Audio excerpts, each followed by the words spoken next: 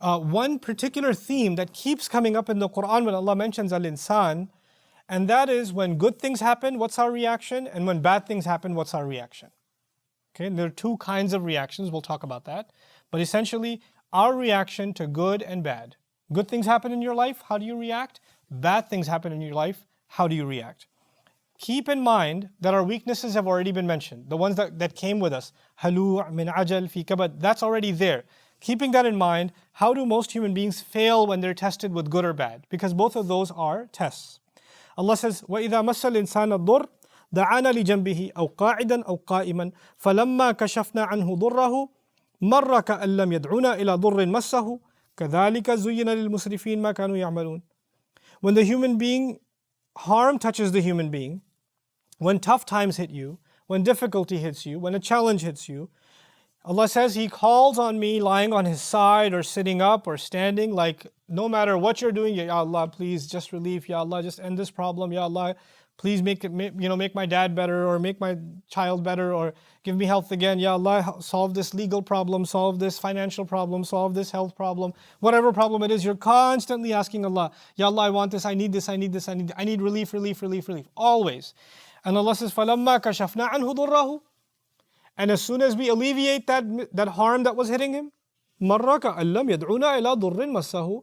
He walks around like he was never hit with any difficulty that was killing him, that was hitting him. He walks around like, hey, you were pretty, I'm fine, I'm good.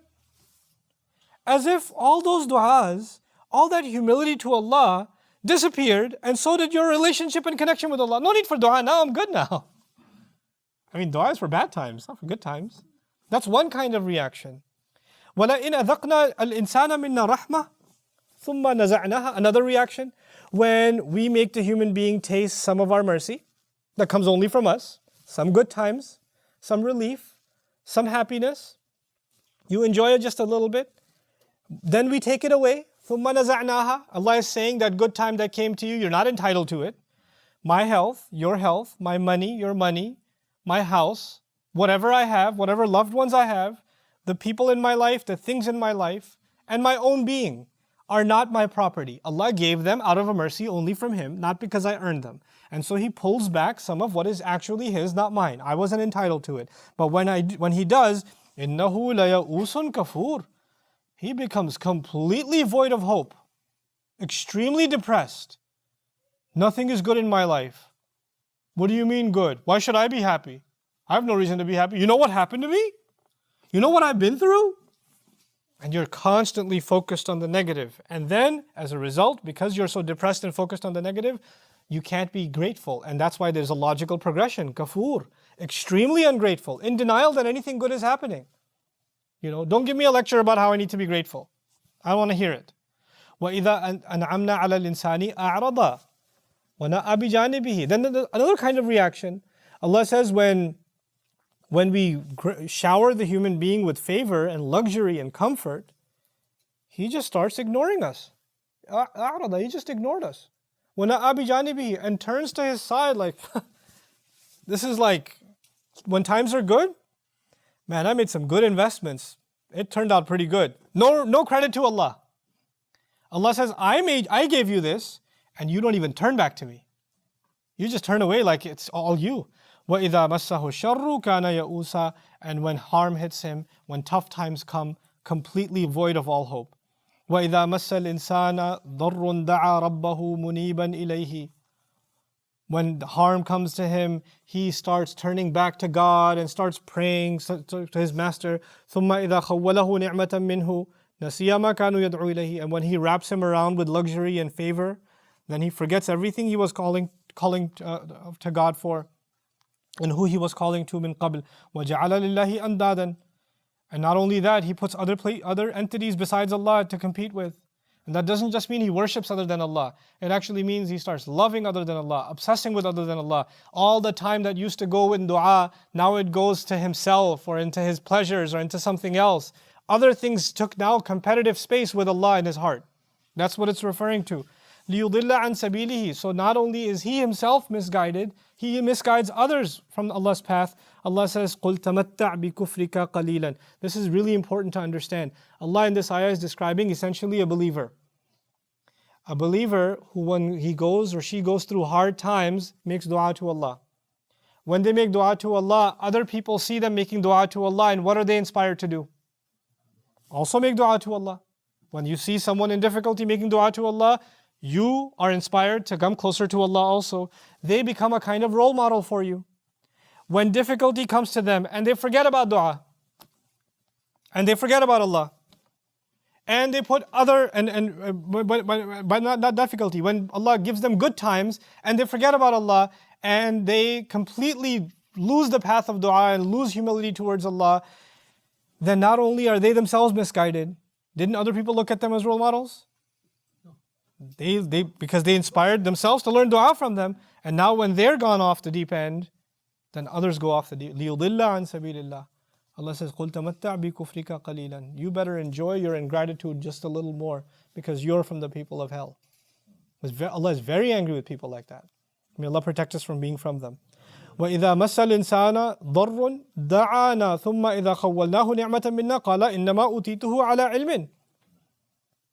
He says, when harm comes, he makes dua to us. When I wrap him around, when we cover him completely and envelop him in favor, he says, all of this favor came to me because of knowledge I have. I was given all this because I'm a genius.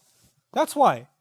بَلْ هِيَ فِتْنَةٌ. It is nothing but a trial. You earn nothing in life because you're so smart. All of it was just a test. وَلَكِنَّ أَكْثَرَهُمْ لَا يَعْلَمُونَ. Most of them don't even know. لَا يَسْأَمُ الْإِنسَانُ مِنْ دُعَاءِ الْخَيْرِ. There's another human tendency. Some people, they love asking Allah for good things. That's the only relationship they have with Allah. I'm making dua to Allah that I get that outfit. I'm making dua to Allah I get those sneakers. I'm making dua to Allah that, what's that new Nintendo thing that came out? The Switch. I'm making dua Switch for Eid, even before Eid. Ya Allah, make it Eid sooner. God, I need this.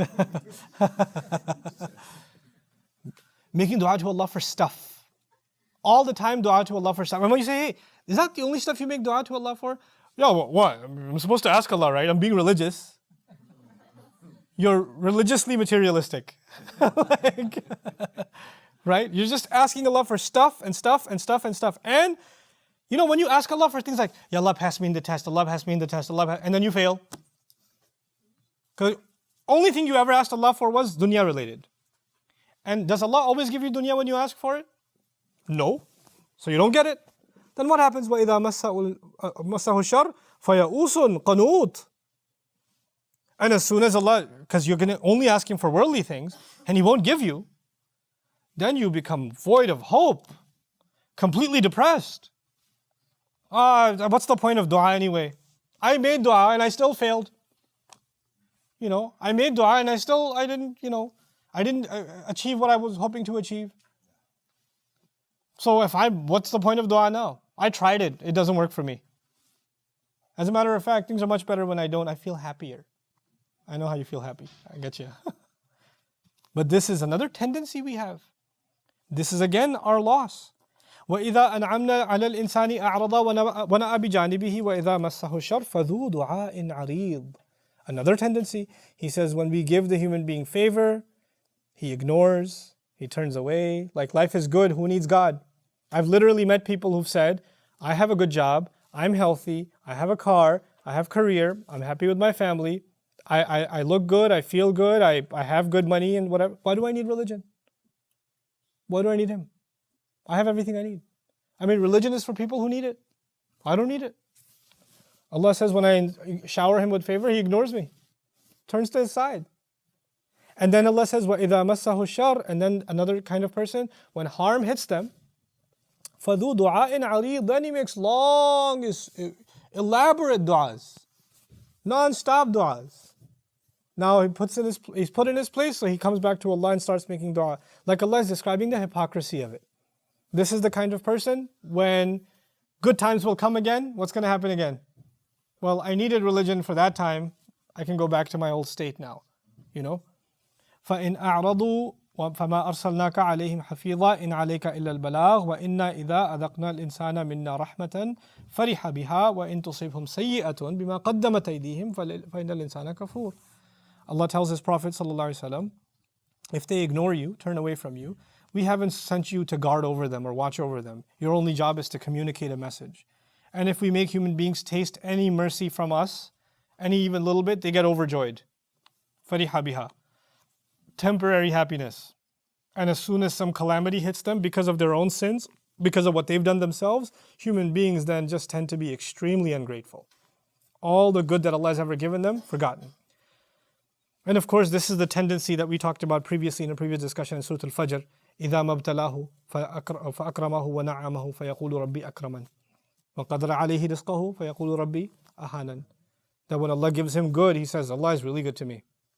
You know why I know Allah has honored me? Look at all the stuff He gave me. Look at all the stuff I have. This is an indication that Allah loves me. And when Allah takes some of those things away, He says, God doesn't love me, man. God hates me. Look at what He put me through. Rabbi Ahanan. You know, some things are taken away from you and you're like, Allah, yeah, I don't know what He has against me. But He just loves putting me through misery. He just loves humiliating me. If this was the attitude of prophets, can you imagine? What would Nuh alayhi salam say about Allah every day for 950 years? Would he say, Rabbi Akraman or Rabbi Ahanan? One of the most noble messengers of Allah is insulted, made fun of, spit on, every day, for generations. If anybody had the right to say, Allah hates me, Allah is just putting me through a hard time, He loves humiliating me, it would have been someone like Nuh alayhi salam. He, Allah Azza wa Jal will describe, as one of Ulul Azmi min ar-Rusul, one of the great resolved messengers, one of the most honored messengers.